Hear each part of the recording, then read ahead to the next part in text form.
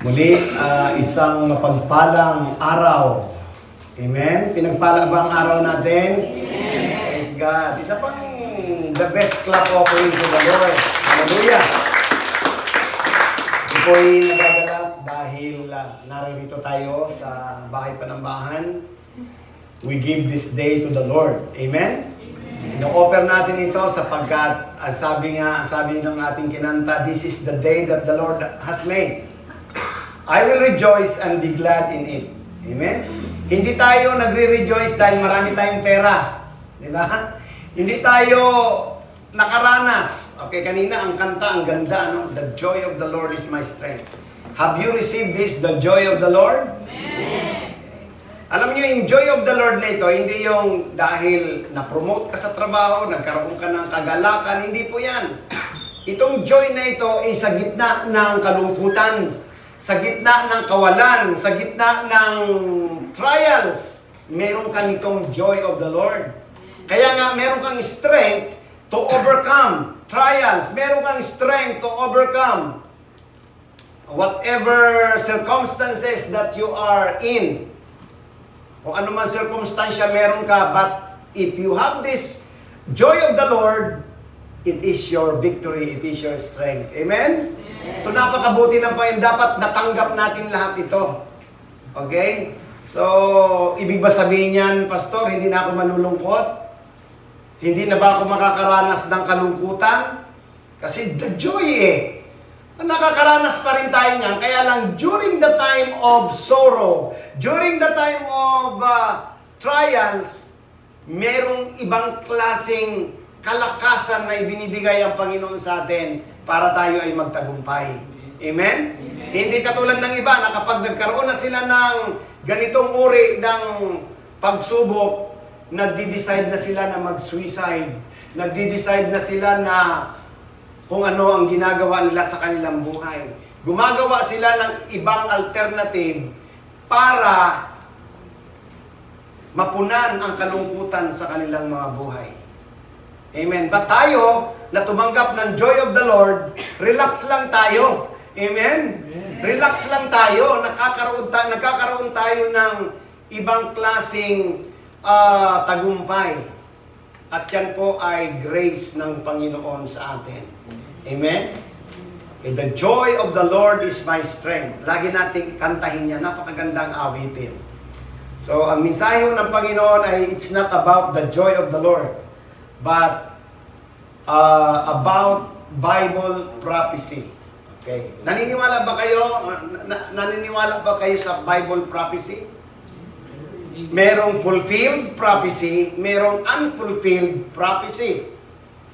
Sabi ng mga Bible scholars, there are almost 2,500 Bible prophecy in the Bible, o Bible prophecy.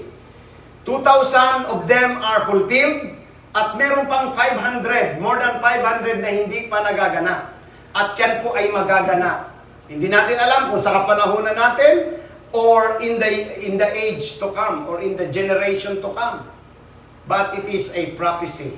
Okay, pakibukas na po ng ating PowerPoint or ating slide. Kasi yan po yung ating understanding Bible prophecy. Kayo ba ay familiar sa word na prophecy? Hula, sa Tagalog, hula. Okay. Hindi po ito hula-hula na walang nangyayari, but it is a prophecy. Naniniwala ba kayo sa Bible?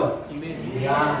Pagka naniwala tayo sa Bible, yun na po ang usapan natin. Sigurado, maniniwala po kayo sa kung ano ang nakasulat dyan, kung ano yung nangyari na, at mangyayari pa. Okay, basahin po natin Matthew chapter 5, verse 17 to 18. Jesus Himself said this word. Sabi ni Jesus, "Do not think that I have come to abolish the law or the prophets." Yun din sabi ko, the prophecy. Do not think. Sabi ni Jesus, wag niyong isipin na ako'y pumunta para baliwalain o para abolish. Ano yung abolish sa Tagalog?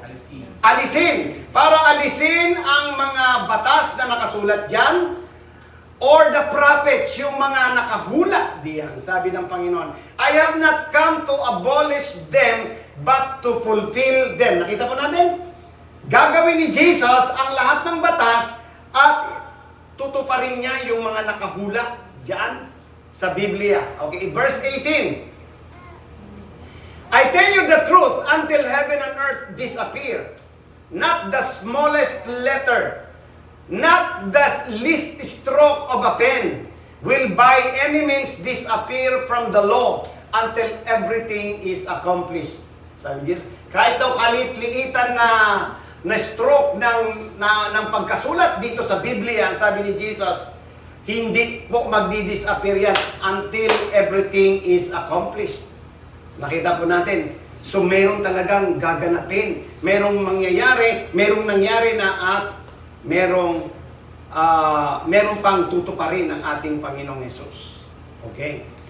Bakit natin pinag-aaralan itong prophecy? Wala ba kayong napapansin sa mga palibot ho natin? Kamakailan lang ay nagkaroon ng lindol. Saan yun? Sa Myanmar. Okay, at grabe din ang destruction na nangyari. Noong mga nakaraang buwan, nagkaroon ng giyera sa in-invade ng Russia ang Ukraine. Okay, di ba? Grabe ang napinsala noon. Kaya si Vladimir Putin, ang president ng Russia, ay kinasuhan din ng ICC ng katulad ng pagkakaso kay Pangulong Duterte. Yung talaga, kasi maraming namatay ng mga kabataan din, mga inosente. Kinasuhan din siya ng ICC. Dahil powerful si Vladimir Putin, hindi siya mahuli-huli ng ICC. Okay. Nung nakaraan ng ilang buwan, nakita ho natin ang Israel. Nagkaroon ng gera sa Israel. Kinasuhan din si Benjamin Netanyahu ng ICC. Dahil marami ding namatay during that. Pero hindi sila mahuli-huli. Okay. So, pag ikaw ay nahuli ng ICC, mahinang nilalang ka pagka ikaw ay nahuli. Marami pa actually ang nakasuhan dahil sa mga nagaganap sa ating paligid. Now, meron tension ngayon, di ba? Nung mga nakaraan, sinabi ko na po sa inyo, Taiwan. Ngayon, ang Taiwan ay pinapalibutan ng China. Gustong invade ng China ang Taiwan. Ang sabi ng China, itong bansang ito ay parasite. Nitong bansang ito pero matapang. Pero ang China po ay nagpaplanong invade. Pero sabi ni Sister Cleope, dahil nagtrabaho siya sa Taiwan noon, ay noon pa yung pastor, marami ng haka-haka, marami ng sabi-sabi pero hindi nangyayari. Pero hindi natin alam. Baka today ang pangyayari yan kasi talagang nagkakaroon po ng mga tension na ito, mga kapatid. At kapag ang Taiwan ay in-invade ng China, sa palagay nyo, ang Pilipinas ba ay madadamay? Maaring madamay ho tayo. Kasi tayo ay kaibigan ng Amerika. Ay ang Taiwan ipagtatanggol ng Amerika, ipagtatanggol ng neighboring country. Pagtatanggol ng Japan. O maaring sino man ang tumulong actually nanawagan na yung presidente ng Taiwan. Okay. So maaari tayo, di ba sino yung chief ng AAP sa panahon natin ngayon, si Browner, si General Browner, ang sabi niya mag-prepare na yung mga taga North Command sapagkat ilan ba ang 250,000 workers, Filipino workers in Taiwan, na kung sakali man magkaroon ng invasion ang China sa Taiwan, ay kailangan ilikas ang mga Pilipino doon. Biruin mo, 250,000 na manggagawa nandun sa Taiwan, mga Pilipino. Kung magkaroon ng gera, ay kawawa sila kung hindi sila mainiligtas. Madadamay po sila. Okay. Bakit may mga pangyayaring ganito? Because it is a Bible prophecy. Kailangan maintindihan natin, it is a Bible prophecy. Yan po, kaya pinamagatan ko po itong understanding Bible prophecy. Kasi nga akala natin normal lang, pero sinabi na po yan. Okay. So what is a prophecy? Bago po tayo magpatuloy, magtatanong po ako, what is a prophecy? Ano ba ang hula? Okay, what is a prophecy? Okay. Kailangan maintindihan natin, ano ba ang propesya? Ano ba ang hula? Ano ba ang ibig sabihin ng prophecy? Pakiano po natin sa ating in the Bible, a prophecy is a message from God, often conveyed through a prophet, that can include both predictions of future events and messages of moral and spiritual significance. Nakita po natin, ang prophecy daw, ang hula, is a message from God. Okay, naniniwala ba kayo na may mensahe pa ang Diyos sa sangkatauhan? Meron. Andyan sa Bible. Malalaman po natin yan. Medyo itong mensahe na ito maaring ikat ko mga kapatid kasi medyo mahaba ito. Itutuloy natin. So, mahilig po ako sa series message. Kasi kailangan nating intindihin maigi ito. Sabi dito, yung prophecy daw ay prediction of future. Kung ano po yung mangyayari. Okay? Future events and messages of moral and spiritual significance. Okay, ano pa? Meron pang isang meaning yan.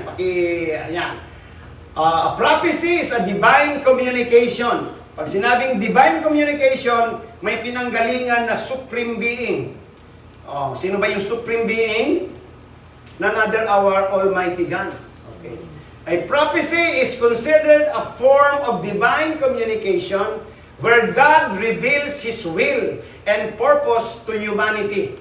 Yan. So ang gagamitin niya, mga prophets as messengers. Prophets are individual chosen by God to receive and deliver His message.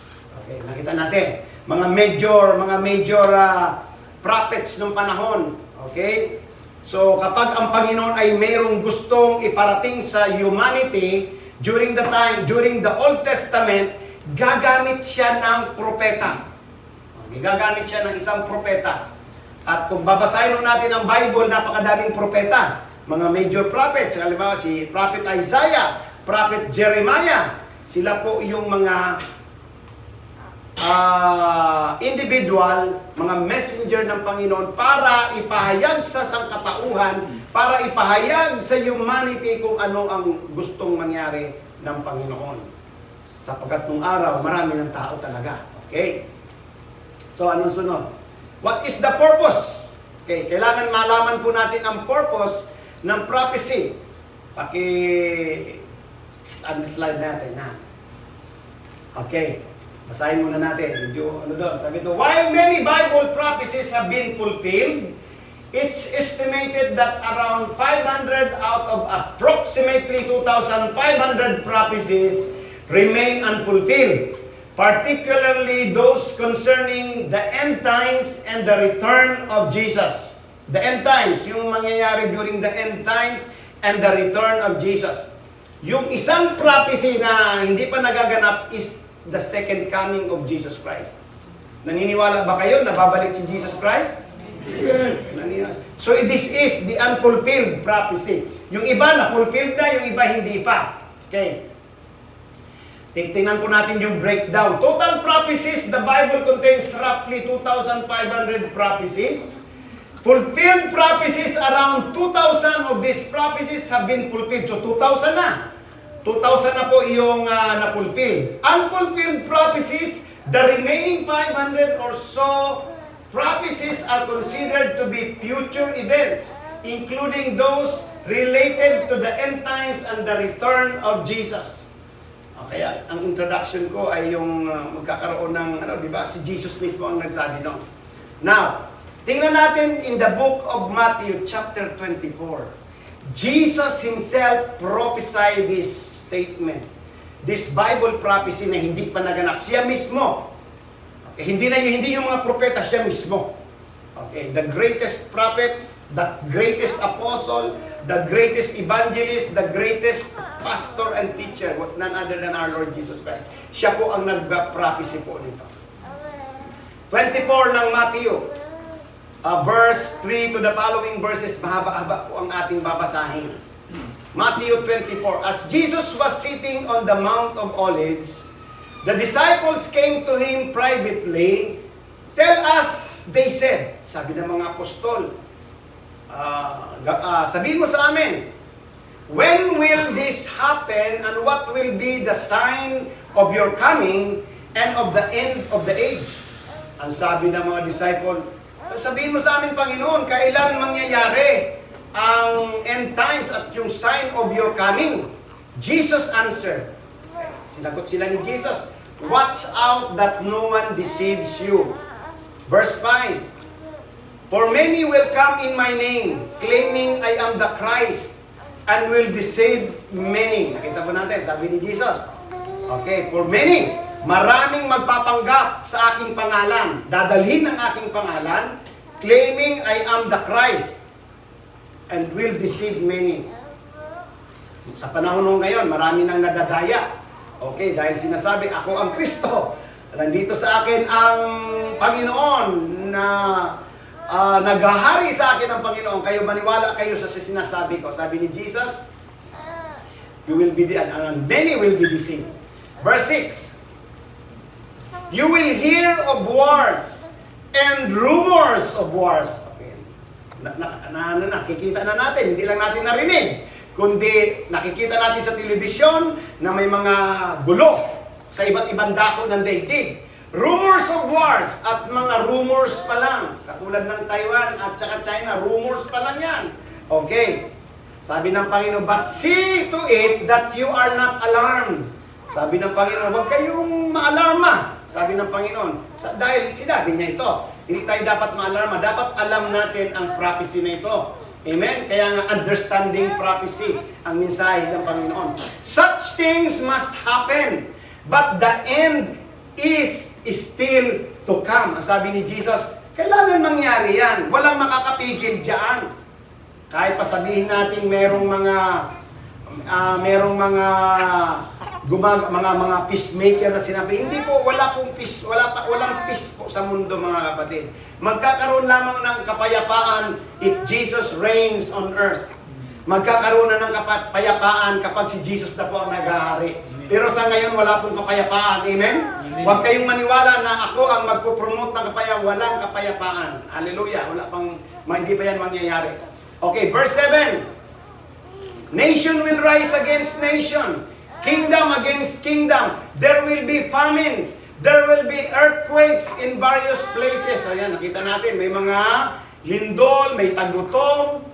Okay. Mag-aaway ang bansa laban sa kapwa bansa. Ayan. Verse 8. And these are the beginning of birth pains. Sasabi ng iba, malapit na si Jesus kasi nakikita na natin ang mga palatandaan na ito, ang mga hula na ito, nagkakaroon ng kaguluhan, nagkakaroon ng tagutom. Malapit na talagang dumating si Jesus. Sabi ni Jesus, hindi daw yun ang sign ng kanyang pagbabalik. But the beginning.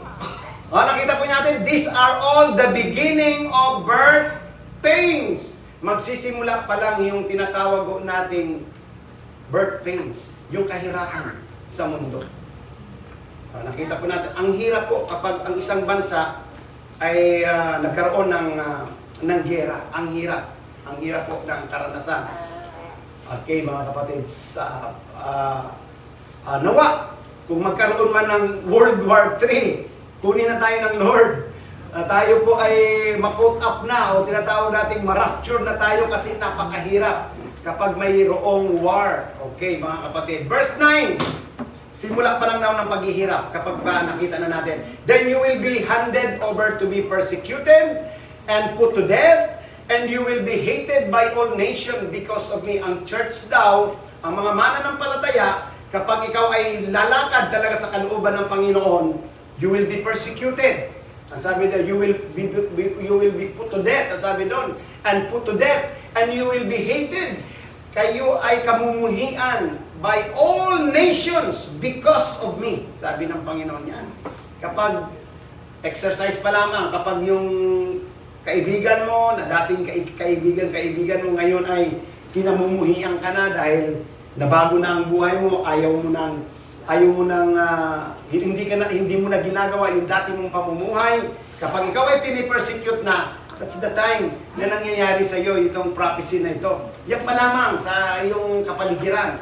How about all nations, sabi po doon. Verse 10, at that time, many will turn away from the faith. Nakita ko natin. Many will turn away from the faith dahil sa kahirapan itong paghihirap na darating sa mundo. And will betray and hate each other. Nakita po natin. Sa ano na po yan? Tumutukoy po yan sa church. You will turn away from the faith. Ayoko na dyan sa faith na yan dahil kinakamuhian ako ng marami po, sabi ng Panginoong Hesus. And you will betray, magtatraidor ang bawat isa, kabumuhian natin ang bawat isa. Nawa hindi mangyari yan sa atin. Nawa tayo ay mag-grow. Nawa tayo ay mag-mature in the faith. Na kahit ano man ang mangyari, magmamahalan tayo, magtutulungan tayo sa gitna ng darating na mga paghihirap. Okay, that is a Bible prophecy, mga kapatid. Dumating na ba yung talagang major na kahirapan? Wala pa. Ang sarap pa ng buhay natin. Walang pumapasok dito na membro ng Antichrist at hinuhuli tayo at pinupugutan tayo ng ulo. Wala pa. Wala pang nangyayaring ganun. Ang sarap ng buhay pa natin. Pero mangyayari po yan during the time of tribulation. Okay, verse 11. Ayan yung mga Bible prophecy. Kaya kailangan maintindihan natin yan. And many false prophets will appear and deceive many people. Nakita natin? Many false prophets. Okay, may totoong propeta, may mga false prophets, and they will appear. Okay, sasabihin nila, "Oo, kami ang totoo. Kami ang totoong propeta." Magano pati niya sila. Magpe-perform din sila ng signs and wonders at maniniwala ko. Yun ang totoo. Huwag na tayo doon sa BICCN dahil hindi naman yan totoo si Pastor Toto. Ito ang ating pakinggan kasi nagpe-perform ng miracles din sila. And they will receive and they will deceive many people. Napakaraming tao sa sangkata. Sa ngayon pa lamang, marami nang deceive, di ba? Marami nang deceive, marami na pong mga nalilinlang sa panahon ng natin. Verse 12. Kailangan basahin natin lahat ito. Because of the increase of wickedness. Nakita po natin? Because of the increase of wickedness, the love of most will grow cold. Nakita po natin? Yung sa loob na ng church, because of the increase of wickedness, hindi na nakakayanan dahil sa sobrang sama na ng mundo. The love of most will grow cold. Manghihina. Tawag nito, bababa ang ating pag-ibig sa Panginoon. Ibig sabihin, magle-less tayo, magdi-decrease ang ating pag-ibig sa Panginoon. Eh, ngayon pa lamang nga, maraming mga Kristiyano ngayon nanlalamig. Di ba? Maraming mga Kristiyano hindi na makapanalangin, maraming Kristiyano hindi na makapagbasa ng Biblia, maraming Kristiyano hindi makapamuhay sa 100% in the will of God. Lalo pa kaya pag dumating na yung paghihirap na yun, yung tribulation na yun. Eh ngayon pa nga lamang, wala pa talaga yung sobrang paghihirap na yun, ay marami na nalalamig. So, kailangan maging maging aware tayo. Araw-araw is an evaluation of ourselves. I-evaluate po natin ang ating sarili. Nasa pananampalataya pa ba ako? Nasa presensya pa ba ako ng Panginoon? Ako ba ay lumalakad ayon sa prinsipyo ng salita ng Diyos, ayon sa kalooban ng Panginoon? Every day is an evaluation day for us. I-evaluate natin ang ating sarili. Ang aking bang pananalangin ay maayos? Ang aking bang paglilingkod sa Panginoon ay maayos? Saliksikin po natin ang mainit. Baka ngayon pa lamang ay mas malamig ka pa kaysa sa yelo. Okay. So, titingnan po natin i-search natin mabuti ang ating mga sarili, ang ating mga puso. Saan ba tayo nahuhumaling? Nahuhumaling ba tayo sa Panginoon? Nahuhumaling ba tayo sa gawain ng Panginoon? O sa mga ibang bagay? So, hindi na rin talaga natin maiwasan at tuwing Sunday, kasi parang naging tradition, naging kultura na ng mga tao na natin mananampalataya na kinakailangan nandun ka sa church. Pero after church, ano na ang ginagawa ho natin? Tayo pa ba ay naandun pa rin sa sa paglakad, nakasama natin ng Diyos sa paglakad sa Espiritu. Okay, verse 13. Baka tingnan natin, malamig na pala tayo. But he who stand firm to the end will be saved. Nakita po natin. Okay, nakita po natin. Sa verse 14, tuloy po natin sa verse 14. And this gospel of the kingdom, tandaan po natin, maraming klaseng gospel ha. Pero ang sabi ni Jesus, this gospel of the kingdom, yung gospel lang ng kingdom. And this gospel of the kingdom will be preached into the whole world as a testimony to all nations, and then the end will come. Yun po ang tawag dito, the end will come when the gospel of the kingdom is preached to all the nations. Ano ba yung gospel of the kingdom? Walang iba kundi ipipreach natin si Jesus Christ. Walang iba kundi ipipreach natin ang rulership ng Diyos sa tao. That is the gospel of the kingdom. Hindi po yung prosperity gospel, hindi po yung false gospel. Napakadaming gospel sa kapanahunan natin ngayon. So, kailangan yung gospel of the kingdom, yung rulership ng Panginoon Diyos, ang kailangan ma-preach. The life, the death, the burial, and the resurrection of Jesus Christ, yun ang kailangan ma-preach. Okay. And then the end will come. Doon pa lamang magko-close. Doon pa lamang magkakaroon ng tinatawag natin. Doon lang matatapos ang lahat pag na-preach na yung gospel. Sa palagay niyo ba, na-preach na yung gospel of the kingdom? Hindi pa po, mga kapatid. Marami pang dapat i-reach out sa mundong ito. Pero ang sabi ng iba, sabi ng mga misyonary na nagpapagal at talagang kasi gusto na rin talagang dumating ang Panginoon eh. Kaya nagsasakripisyo na sila na mag-preach, na i-preach ang gospel. Nagmi-mission sila para ipahayag ang kaligtasan sa sangkatauhan. Meron pa daw talagang mga remote at saka rural areas na hindi pa talaga nare-reach. Okay, dito lang sa ating bansa, marami pa. Okay, verse 15.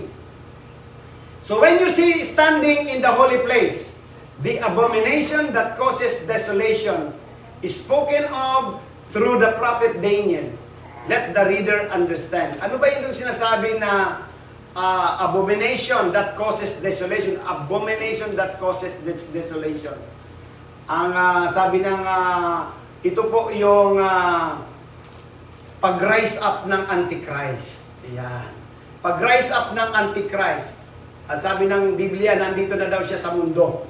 Sa panahon natin yan, nandito na yung Antichrist, kaya lang hindi pa siya nagpapakilala. Nandiyan na daw siya, sabi ni Apostle Paul mismo, even now, he is in the world. Ang sabi ni Apostle Paul, nung kapanahonan nila, nandun na siya. Kaya lang hindi pa siya nagpapakilala. Okay? Okay, verse 16.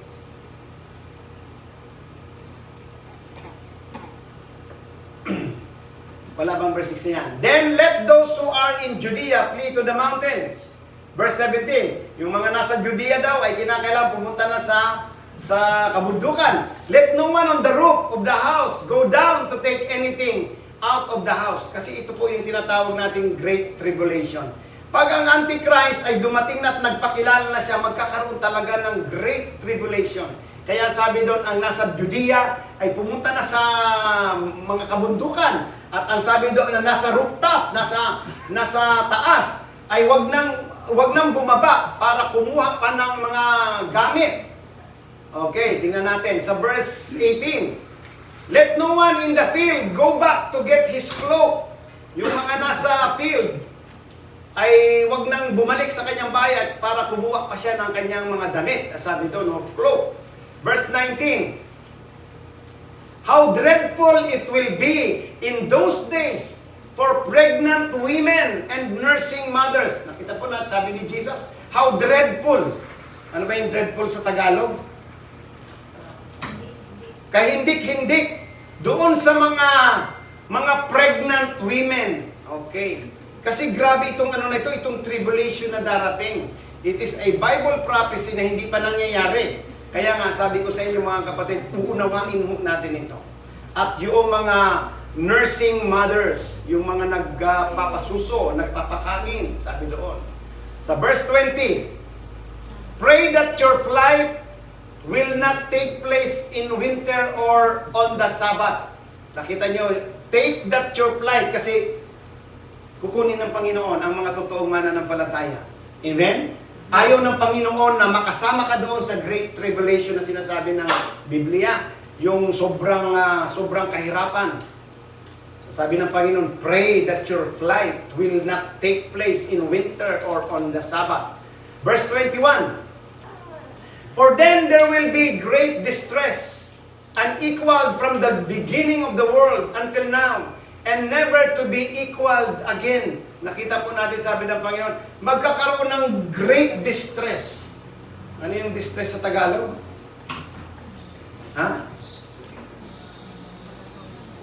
Kalungkutan. Sobrang kalungkutan, unequaled, hindi may papares from the beginning of the world until now, sabi ng Panginoon, and never to be equaled again. Hindi may papares, sabi ng Panginoon. Verse 22, if those days had not been cut short, no one would survive. But for the sake of the elect, those days will be shortened. Kita natin? So meron talagang pinili ang Panginoon para iligtas ang Panginoon during the time of the Great Tribulation. Kasi si Jesus mismo ang nag-prophecy nito eh.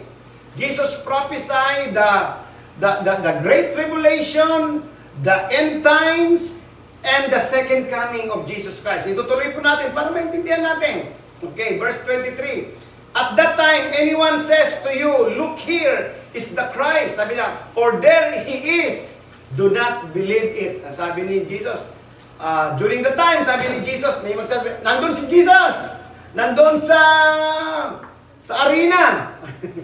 Nandun si Jesus sa mall. Sabi ni Jesus, huwag kayong maniwala. Okay? So, maraming mga symbolic niyan, mga kapatid, sa kapanahunan natin ngayon.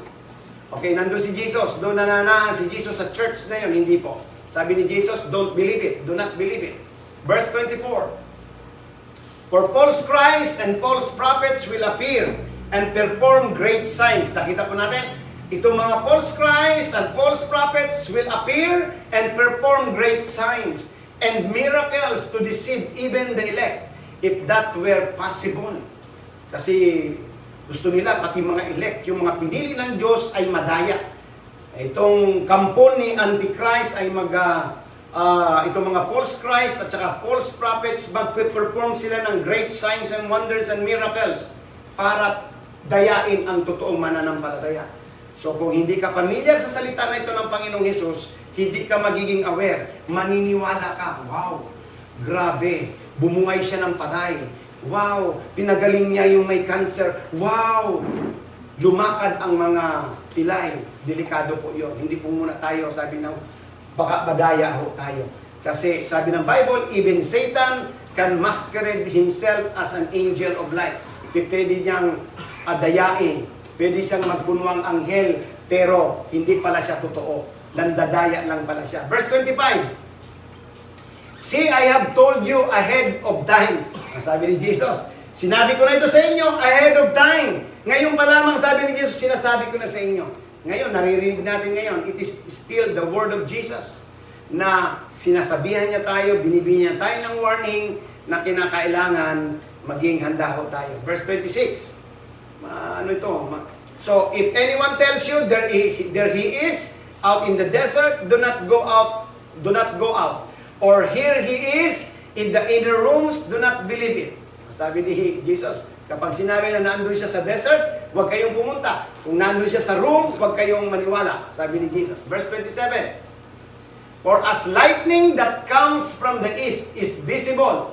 Nakakita na kayo ng lightning na galing sa east at pumunta siya sa ibang lugar. Sabi ito, visible daw yon. Nakikita natin. Even in the west, sabi nga, so will be the coming of the Son of Man. Verse 28. Wherever there is a carcass, there the vultures will gather. Okay, verse 29. Immediately after the distress of those days, the sun will be darkened. Oh, nakita niyo po. During the time of after the tribulations, the sun will be darkened. Could you imagine Sa panahon nun natin ngayon, biglang tumigil biglang dumilim. Sa palagay nyo, anong mangyayari sa atin? Mag-ano kayo? Mag-iisip kayo? Nag-brown out lang. Hindi brown out. Hindi brown out ang usapan doon. Ang dakilang araw ay mawawala. Mawawala ay yung kanyang kaningningan. Sabi dito, the sun will be darkened and the moon will not give its light. Wala nang maliwanag na buwan. Hindi na sila kakanta na, maliwanag na buwan. Wala nang maliwanag na buwan. The stars will fall from the sky. Parang hindi totoo, no? Kasi andyan pa naman yung mga stars. Pero sabi ni Jesus, mangyayari yan. Ang mga stars na yan, it will fall from the sky and the heavenly bodies will be shaken. Hindi lang lindol, sobra na po itong sobrang lakas, sabi, and the heavenly bodies. Hindi yung Myanmar lang ang yayanigin, but the heavenly bodies. Alam niyo po ba ang ibig sabihin ng heavenly bodies? The universe, okay, will be shaken. Okay, verse 30. At that time, the sign of the Son of Man will appear in the sky. Yan na po ang pagpapakita ni Jesus. During the time, sabi doon, the sign of the Son of Man will appear in the sky. And all the nations of the earth will mourn. Nakita po natin, they will see the Son of Man coming on the clouds of the sky with power and great glory. Ang sabi doon, magpapakita na si Jesus during the time. Okay? And the nation, sabi, and all the nation of the earth will mourn. Magdadalamhati sila. Magsisigawan sila, Lord, ikaw na yan. Ako ay iligtas mo, Panginoon. Sa palagay nyo kaya, makikinig ang Panginoon? Okay, kasi ang sabi niya, the elect.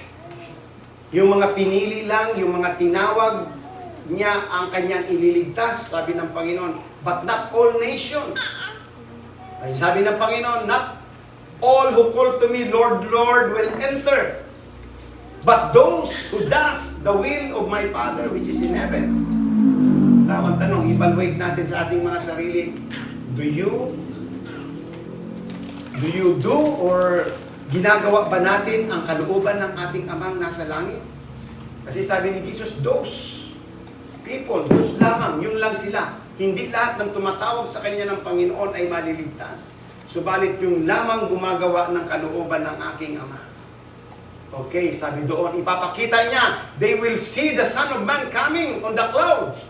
Nakita mo, from heaven, magpapakita ang Panginoon dyan sa alapaat. Okay, makikita natin ang Panginoon. Siya mismo makikita natin ang Panginoon. At maraming magsisigawan at maraming, that's the time na kailangan maging handa ho tayo, mga kapatid. Now, sa panahon ho natin ngayon, malapit na naman ang eleksyon, maraming nagsisigawan kung sinong iboboto, ganito, boto ko ito, boto. Pinagsisigawan ang mga tayo, pinagsisigawan kung sino ang gusto ho nila. Ang dapat nating ipagsigawan, walang iba kundi ang ating Panginoon. Amen? Amen. Pagsigawan natin si Jesus. Amen. Yung mga nagaganap ngayon, malapit ang eleksyon, ngayon, hindi ko kayo i-influensyahan kung sino ang iboboto nyo.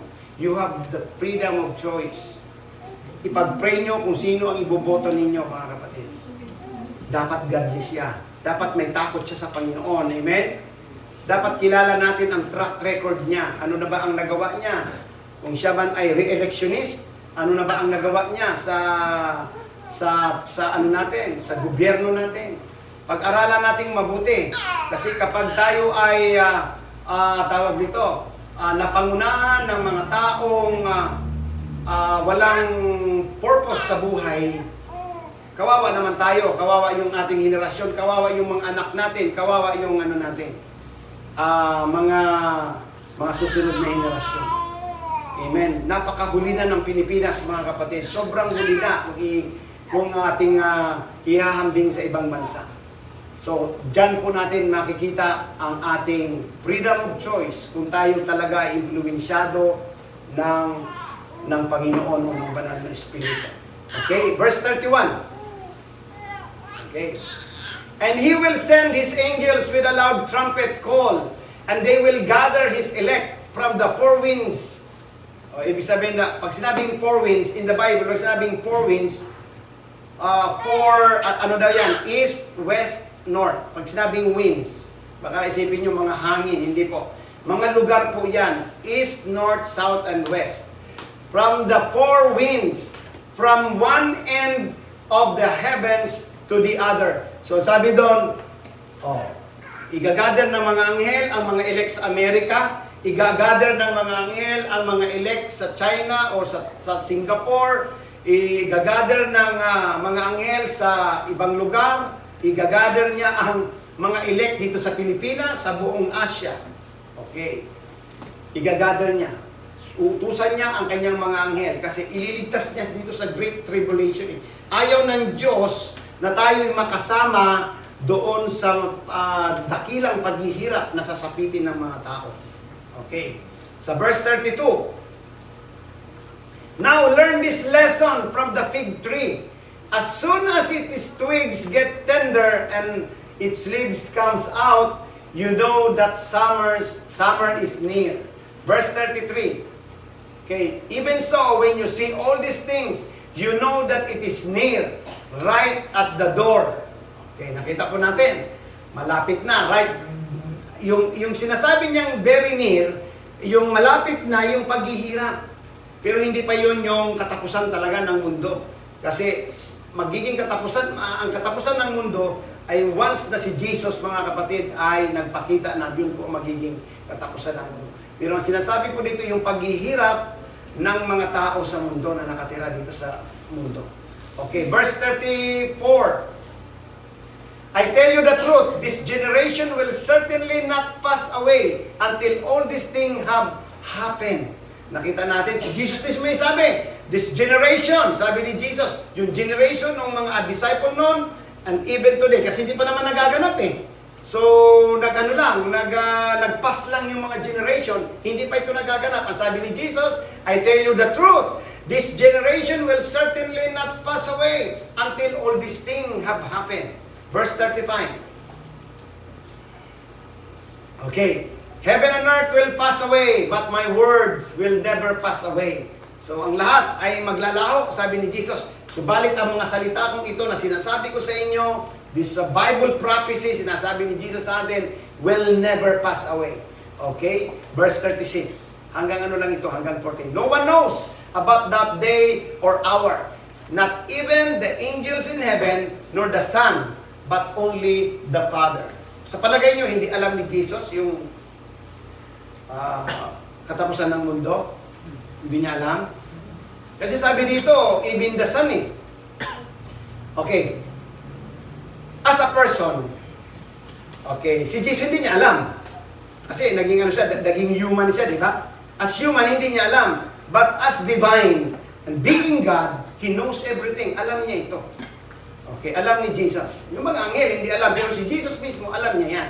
Kaya niya sinasabi sa atin, para maging prepared tayo, mga kapatid. Verse 37. As it was in the days of Noah, so it will be at the coming of the Son of Man. Ano ba nung panahon ni Noah? Okay, ano ba nung panahon ni Noah? Okay. Wala pa, ang mga tao, tingnan natin, sa verse 38. Okay. For in the days before the flood, people were eating, drinking, marrying, giving in marriage, up to the day Noah entered the ark. Okay, verse 39. And they knew nothing about what would happen until the flood came and took them all away. That is how it will be at the coming of the Son of Man. Sabi ni Jesus, katulad nung pangyayari nung panahon ni Noah. Okay. Di ba si Noah, kinausap siya ng Diyos? Gumawa ka ng barko, gumawa ka ng arko. Kasi gugunawin ko ang mundo. Nung ginagawa na ni Noah ang barko, pinagtawanan pa siya ng mga tao, nagawa ka ng barko dito sa bundok, nasan yung tubig? Walang tubig. Sige lang ang ano nila kay Noah. Okay, sige kung ano mga pinagsasabi nila kay Noah. Si Noah tuloy-tuloy lang sa instruction ng Panginoon, gawin mo yung arko, gawin mo yung barko. Kasi sabi ng Biblia, si Noah wala siyang ginawa kundi mag-preach. Kaya nga sabi sa kanya ng Bible, he is the preacher of righteousness.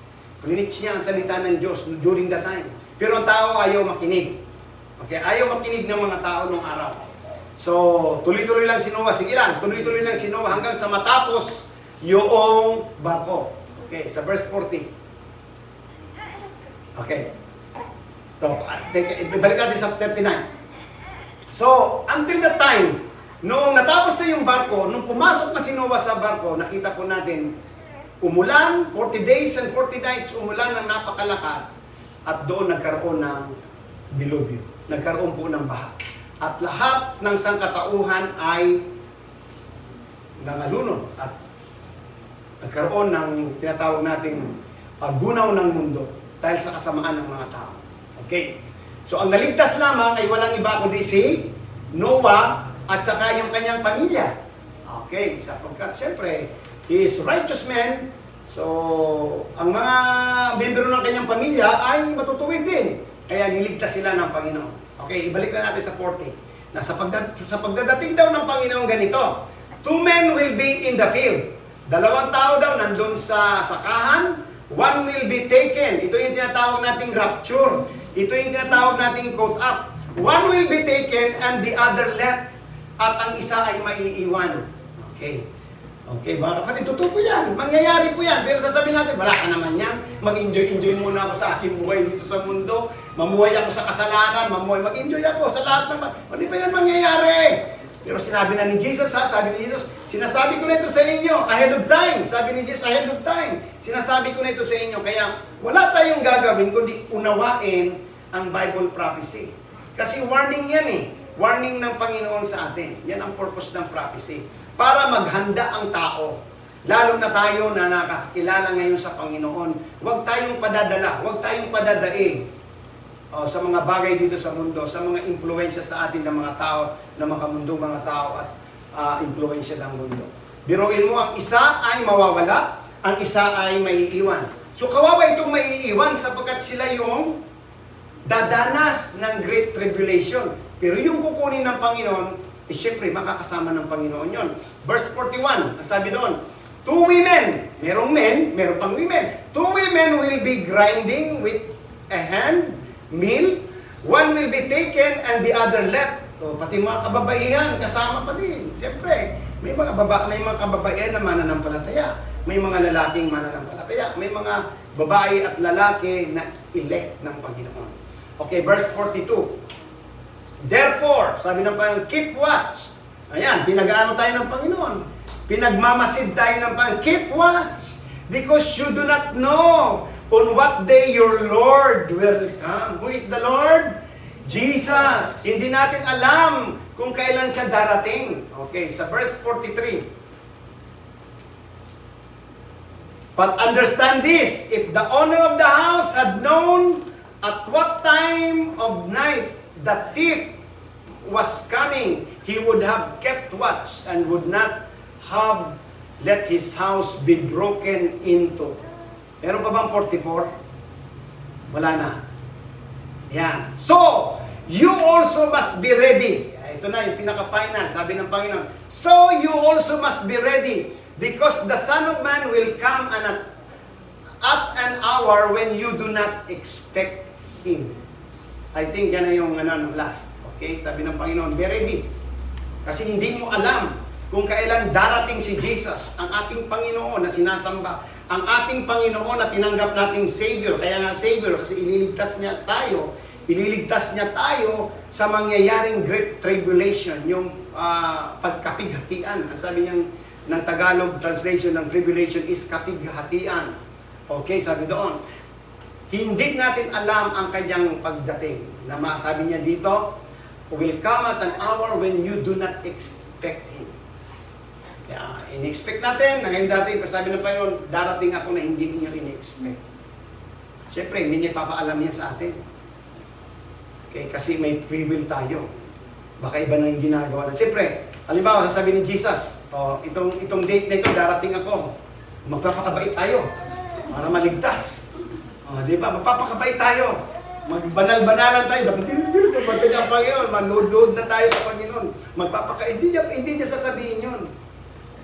Gusto ni Jesus, hindi mo alam para ang pang-araw-araw nating pamumuhay ay ready tayo lagi. Amen? Ready tayo mamuhay sa kanyang kalooban. Ready tayong mamuhay sa katuwiran at kabanalan ng Panginoon. So, siya mismo ang nagsabi niyan, ang Panginoon, hindi ako mga kapatid. Kaya nga, kinakailangan unawain at intindihin natin ang Bible prophecy. Ito yung mga prophecy na unfulfilled. Bibigyan ko po kayo ng fulfilled prophecy para maintindihan po natin. Diyan na po tayo magtatapos at itutuloy pa rin natin. Naalala ko si Sister Rogna. Binigyan niya ako kasi ayaw niya ako gaganyan ako sa akin. Yan. Thank you, Sister Lona, sa iyong Kasi mahirap anuhin yung Bible ko. Kailangan pupunas ko daw. Yan, ganyan. Okay. Tingnan natin ang prophetic scripture. Sabi dito, prophetic scriptures, prophecies of the Messiah fulfilled in Jesus Christ. Okay. Tingnan po natin. Para maintindihan natin na itong mga prophetic scripture na ito naganap na tinupad ng ating Panginoong Hesus. Okay. Halimbawa, sabi dito sa Genesis chapter 12 verse 3. Yan. Genesis chapter 12 verse 3. Pakibukas ng Genesis chapter 3 at 12 verse 3. Yan. I will bless those who bless you, and whoever curses you, I will curse. Sabi ng Panginoon pangako ng Panginoon niya kay Abraham. Sabi ni Abraham, sabi ng Panginoon kay Abraham, I will bless those who bless you. Pagpapalain ko yung magpapala sa iyo, at isusumpa ko ang gustong sumumpa sa iyo o magsumpa sa iyo. And all peoples on earth will be blessed through you. Sabi ng sabi ng Genesis. Yan po yung prophetic scripture. Okay. Tingnan natin, pinulfill ba yan ni Jesus? Okay, tingnan po natin. Sa Matthew chapter 1 verse 1. Yan. Siya po, dito pangako kay Abraham, ito yung pinulfill ni Jesus. A record of the genealogy of Jesus Christ, the son of David, the son of Abraham. Napulfill ni Jesus.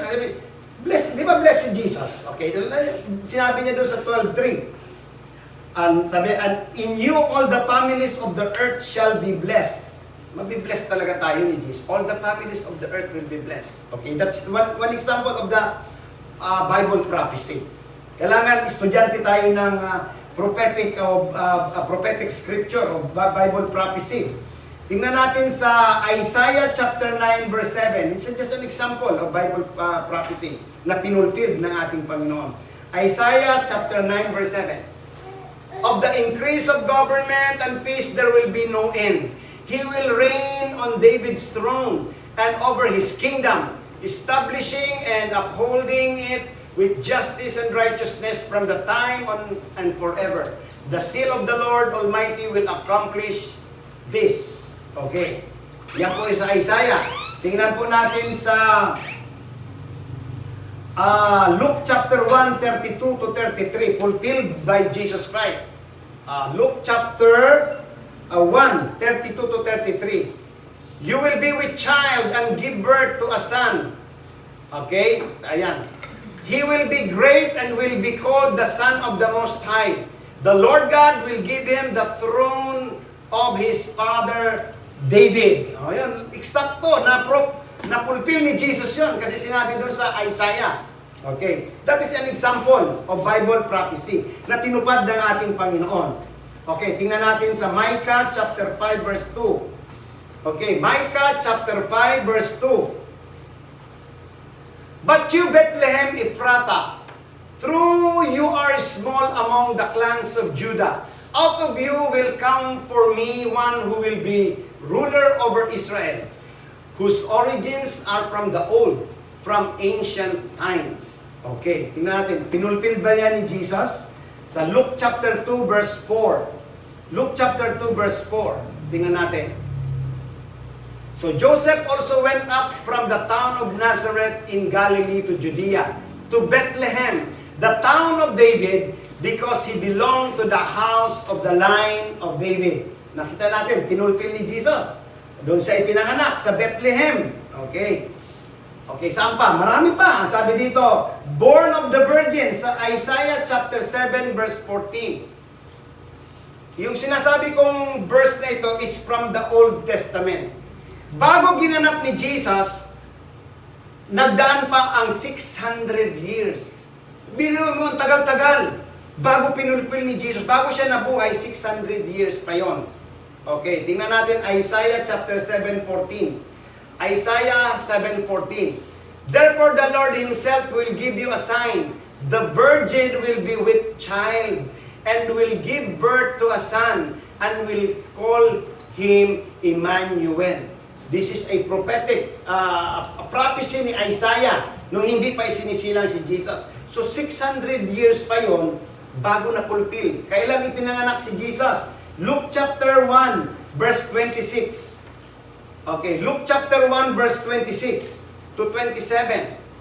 In the 6th month, God sent an angel Gabriel to Nazareth, a town in Galilee. Okay? Sa 27. To a virgin, pledged to be married to a man named Joseph, a descendant of David. The virgin name was Mary. O, nakita natin fulfilled by Jesus Christ. Isinilang siya, di ba, kahit sa pamamagitan ni Mary. Okay? Si Mary ay virgin at that time. So, hindi sila nag-sex ni Joseph, kundi sa pamamagitan ng banal na Espiritu. Okay? Sa pamamagitan ng banal na Espiritu. It was fulfilled. Nakita po natin, Isaiah, from Isaiah to Luke. Yun po yung sinasabi ko po sa inyo, mga Bible prophecy na ginanap ni Jesus. Yung tinalakay ho natin kanina, it's a prophecy coming from the Lord Himself na hindi pa nagaganap. At yun ang hinihintay ng talagang marubdob na naghihintay sa Panginoon. Sa totoo lang, gusto ko nang dumating ang Panginoon kasi ayoko nang mag-struggle sa mundong ito. Okay. Struggle, di ba? Struggle tayo. Struggle tayo sa financial, struggle tayo sa mga problema natin. At dito sa mundo yan lahat. Pero pag dumating na ang Panginoong Hesus at i-rapture na tayo, hindi na tayo mag-struggle. Titira na tayo sa Kanyang kaharian. Amen? Amen. Dapat doon tayo namumotivate. Hindi tayo namumotivate. Mag-struggle ka lang talaga araw-araw.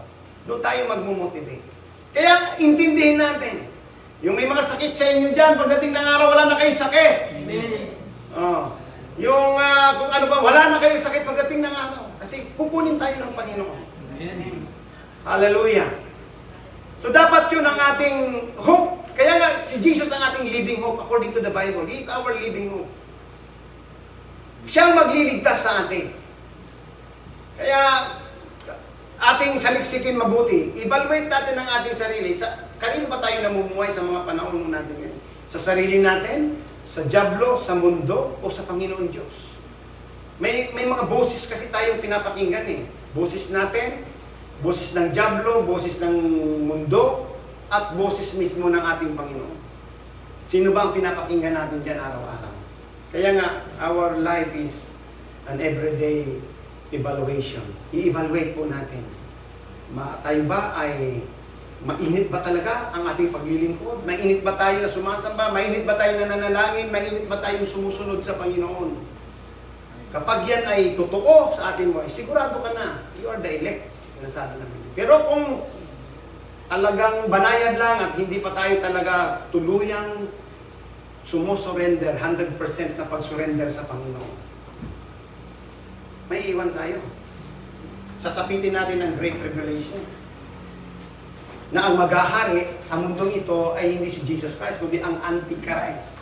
Antichrist. Pupwersahin tayong napakahirap. Sabi nga ni Jesus, sabi niya, sobrang hirap ang dadanasin ng sangkatauhan at that time. Yan, nakikita na po natin ang nagaganap. May mga rumors of wars, may mga taguto, may lindol, ano po ito? Sign. Sign ng great pain na darating, sabi ni Jesus. Ang hirap. Ay inaabangan sa Pilipinas itong the big one, di ba? Inaabangan ng the big one. Padating pa daw itong the big one. Ano kaya mangyayari sa atin pag sinake na tayo ng the big one? Okay. Dito sa ating lugar, siguro hindi naman tayo, hindi naman matataas ang building dito. Pero mararanasan natin ng ewan ko, 7th magnitude ba? 8th magnitude o 9 magnitude? Mahirap po yun. Marami sa Manila. Sa Manila, ang maraming tawag nito, maapektuhan. Kasi ang mga building dyan sa Manila, karamihan ay mga lumang building na. Praise God. But we have the assurance of salvation. Liligtas tayo ng Panginoon. Amen. But we must understand. Unawain natin ang Bible prophecy. Mag-aral ho tayo, basahin ho natin ang salita ng Diyos. Para hindi tayo maging inosente. Baka sabi ni Jesus, isa tayo sa mga mag-deceive. Isa tayo sa mga madadaya. Kasi dadami daw ang mga false Christ, false prophets, false teachers. Magpapakita din sila ng signs and wonders. Sabi ng Panginoon. Pero see to it that you are not deceived, sabi ng Panginoon. Hindi kayo madaya, sabi ng Panginoon. Be watchful, sabi ng Panginoon. Hallelujah. Itutuloy natin sa susunod. Kasi mag-alauna na. Amen. Palakpakan po natin ang Panginoon. Hallelujah. Na message na ito ay magdadala sa atin na tayo ay magiging prepare, magiging handa. Everyday ay paghahandaan ho natin kung ano man ang mangyayari. Kung napapansin nyo na parang nanlalamig na ho tayo, hindi tayo makapanalangin, nanlalamig, that's the time na humingi tayo ng habag sa Panginoon. Lord, wag naman Panginoon, ako'y manlamig. Kasi alam ng Panginoon kung sino talaga ang malamig. Kasi sabi ng Panginoon, pagdating ng araw, hindi ka maligamgam, hindi ka, sabi ng Panginoon, isusuka kita, sabi ng Panginoon. So ayokong isuka ako ng Panginoon. Ibig sabihin ng sabi ng Panginoon, isusuka kita, ibig sabihin na i-deny tayo ng Panginoon pagdating ng araw. Tatanggi ang Panginoon. Hindi kita kilala.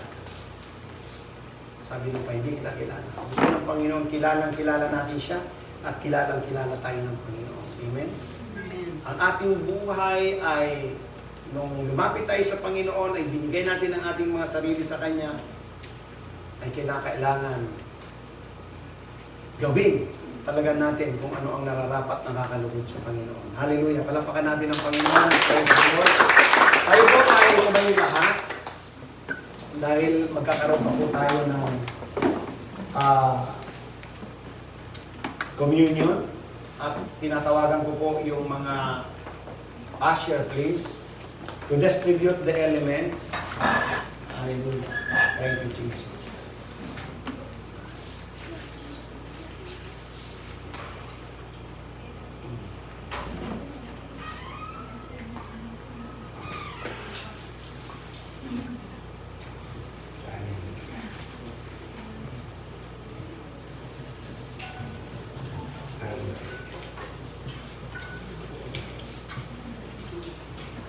Sige po, habang dinidistribute po yung ating mga elements, aawit po tayo ng communion song.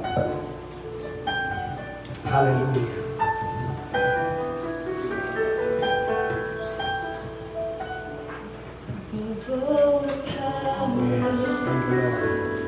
Pwede po natin awitin na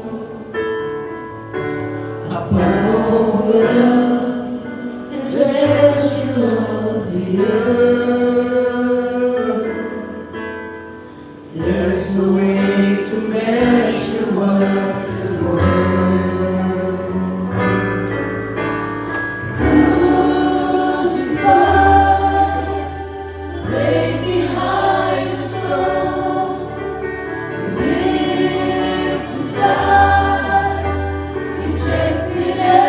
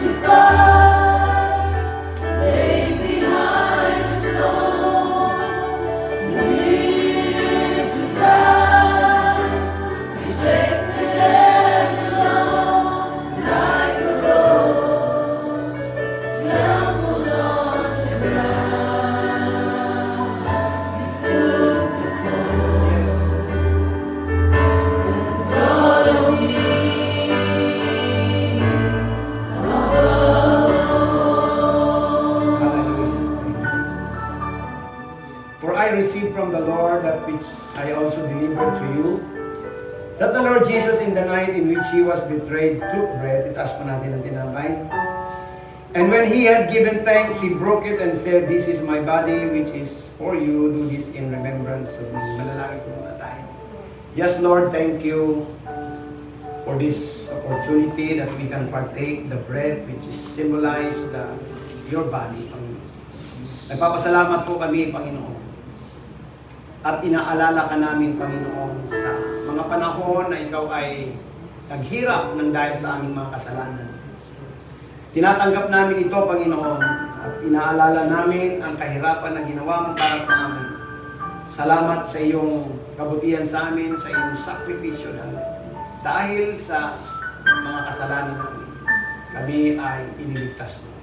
Salamat sa mga oras na ito, Lord. Salamat po. Aming inaalala ang mga ginawa mo sa amin. Kainin po natin ang tinapay.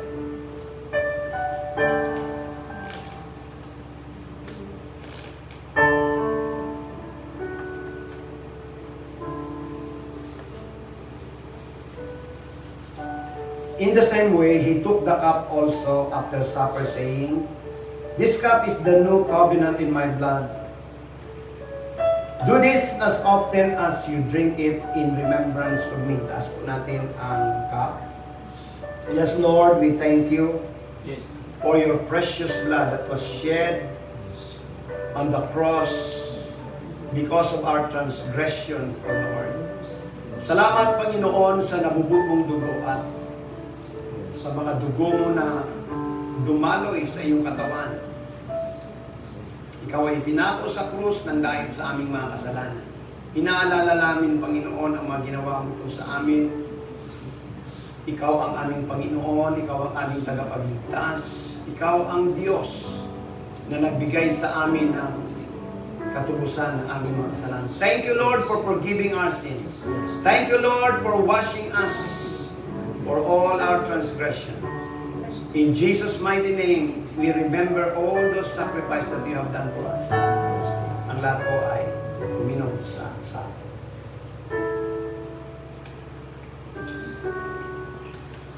Hallelujah.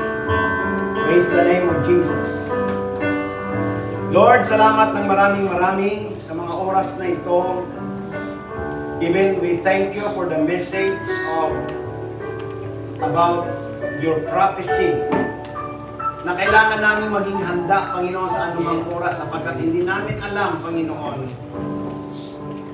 ang iyong pagdating, Diyos. Kaya, hinihiling namin, Panginoon, na kung ano man ang mga nangyayari sa mundo ito, Panginoon, kayo, Panginoon, ang magtuturo sa amin na maging handa kaming lahat sa araw-araw naming pamumuhay, Panginoon. Lord, teach us to be watchful. Teach us to walk in obedience to you, Lord. 100%, hindi lang ilang porsyento, kundi 100% na susunod kami sa iyong kalooban at plano sa aming mga buhay. Aming Ama, salamat sa iyong habag sa amin na hindi mo kami pababayaan, Panginoon. Ano man ang dumating na tribulation, anuman ang dumating na pag-uusig, Lord, help us, strengthen us to overcome it, Lord. Sapagkat kailangan namin mapagtagumpayan ito, Panginoon. Ang lahat ng mangyayari sa mundong ito, Panginoon, ay nakasulat na. At ang mga darating pang mga hindi pa na nagaganap na mga prophecy, Panginoon, alam namin na ito'y magaganap because you have said it, Lord. Ikaw mismo ang nagsabi nito, Panginoon. That's why we believe in you, Lord. Ikaw ang aming papanampalatayanan. Ikaw ang aming paniniwalaan, Panginoon, according to your word that is written in the Scripture, in the Holy Bible. Kaya, Lord, ingatan mo ang bawat isa sa amin, Panginoon. Iligtas mo kami sa kasamaan. Iligtas mo kami, Panginoon, sa panlalalang at gawa ng diablo. Mga impluensya ng mundong ito, Panginoon. Impluensya na hindi makakabuti sa amin. Impluensya ng social media. Lahat ng nasasagap namin araw-araw, Panginoon. Lead us in truth, O Lord. Lead us according to your righteousness and holiness. Lord, nais namin makasama ka, Panginoon, pagdating ng araw. Ang aming paglilingkod ay tuloy-tuloy hanggang doon sa ipinangako mong eternity. Kaya tulungan mo ang bawat isa sa amin, Panginoon. Huwag mo pong hayaan maghinawa kami sa pagpunta sa lugar na ito. Huwag mo pong hayaan, Panginoon, na maghinawa kami sa pananalangin, sa pagbabasa ng iyong mga salita, which is your instruction to us, Panginoon. Huwag mo kaming hayaan na manlamig sa paggawa ng mabuti, Panginoon. Oh Lord, we thank you. You are our Savior. You are our Lord. Hallelujah. Ililigtas mo kami, Panginoon, sa kasamaan ng mundo ito. Sa kasamaan ng kasalanan, sa kasamaan ng lahat ng bagay, Panginoon, na hindi aayon sa iyong Panginoon. Salamat, Panginoon, at sa mga sandaling ito, I declare, O God, your mighty presence upon the lives of us, Lord. Ang bawat isa, Panginoon, salamat sa iyong favor sa amin, Panginoon. Salamat, Panginoon, sa iyong habag sa amin. Salamat, Panginoon, sa iyong pagpapagaling sa aming mga sakit, Panginoon. Sa pagpapalaya mo sa amin, O Diyos, sa lahat ng impluensya ng kasamaan. Thank you, Lord, for the knowledge of prophecy in the Bible, Panginoon. Thank you, Lord, for the knowledge of good and evil, Panginoon. Mamahalin lang namin, Panginoon, ang mga bagay na mabuti at aming iwawaglit, aming pong kamumuhian ang masama, Panginoon. Lord, thank you for your goodness, for your faithfulness in us. Thank you for your favor that surrounds us, O God, in our daily lives. Thank you, Lord. Salamat po ng maraming. Lord, hayaan mong sumagana din kami sa pag-ibig na ibinigay mo sa amin. We will continue in that love, Lord. Magmamahalan kami, magtutulungan kami, Panginoon. Magpapasakop kami sa bawat isa, Panginoon, sapagkat nalulugod ka sa ganitong mga gawa, Panginoon. Hayaan mo yung kapayapaan, hayaan mo yung joy na aming kinanta kanina will be our strength during the time of distress, during the time, Panginoon, of circumstances in our lives. Maranasan namin, Panginoon, ang joy, ang peace that surpasses understanding in Jesus' mighty name. At huwag mo pong hayaan, Panginoon, hayaan mo ang iyong banal na Espiritu na maghahari sa amin, mangunguna sa amin, magtuturo lagi sa amin, Panginoon, ng mga bagay na mabubuti, Panginoon. Magtuturo sa amin manalangin, magtuturo sa amin, Panginoon, na magbasa, tumunawa ng iyong salita, magtuturo sa amin, Panginoon, na i-share ang gospel sa mga taong hindi pa nakakakilala sa iyo. Thank you, Lord. Salamat ng maraming for the grace. Thank you, Lord, for the blessing today. Thank you, Lord, for your favor, O God. Aming kang dinadakila, aming sa pangalan ng Panginoon Jesus, ang lahat ay nagsabi na Amen. Amen.